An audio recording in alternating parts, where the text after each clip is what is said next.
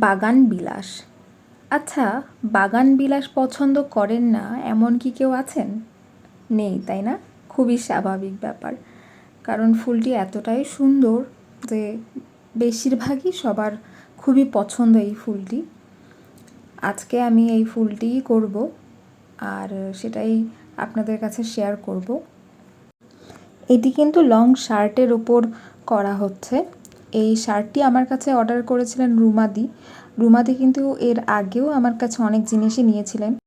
সৌভাগ্যবশত আমার কাছ থেকে যতগুলো জিনিসই রুমাদি নিয়েছেন সেগুলি তার ভীষণই পছন্দ হয়েছিল, এবং এই শার্টটিও খুব পছন্দ হয়েছে। আমি রিভিউটা কোনো একটা ভিডিওতে শেয়ার করে দেব, অথবা এই ভিডিওর শেষে যদি লং না হয় তাহলে শেয়ার করে দেব। আচ্ছা, আমি কিন্তু জানি সেটি ওয়াটার কালারের প্যালেট, তবে আমার হাতের সামনে তেমন একটা প্যালেট আমি খুঁজে পাচ্ছিলাম না তখন, বা রঙগুলো মিক্স করতে হতো, সেই কারণে আমি ওই প্যালেটটাতেই নিয়েছিলাম তখন। আর এই যে শুরু করে দিয়েছি কাজটি করেছিলাম। আসলে তখন আমার ফোনে তেমন একটা স্টোরেজ না থাকায় খুব ডিটেলে যে ভিডিওটা করতে পেরেছি তা কিন্তু না। আমি যতটুকু করতে পেরেছি ততটুকু শেয়ার করছি। আর আমি করার মাঝে মাঝে ছোট ছোট ক্লিপ নিতে পারছিলাম, বড় ভিডিও করতে পারছিলাম না, তবে ছোট ক্লিপগুলো আমি তুলেছি, তো সেগুলোই শেয়ার করব।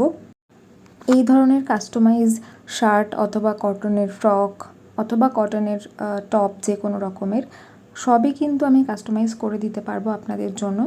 আপনারা অর্ডার করলেই হবে, সাইজ অনুযায়ী আমি যে কোনো কিছুই কাস্টমাইজ করে দিতে পারবো, এবং তার উপর কাজটাও আপনাদের পছন্দ মতোই হবে। কেউ ফুলের কাজ চাইলে ফুলের কাজ, অথবা কোনো মোটিফের কাজ চাইলে সেটি, বিভিন্ন রকম কাজই হয়, কলকাও করা সম্ভব। আচ্ছা, আপনারা কি খেয়াল করেছেন আমরা যারা এই কাজগুলি করি তাদের বিভিন্ন কাজ করার স্টাইল কিন্তু বিভিন্ন রকম, মানে নিজেদের মতন করে করা হয় আর কি।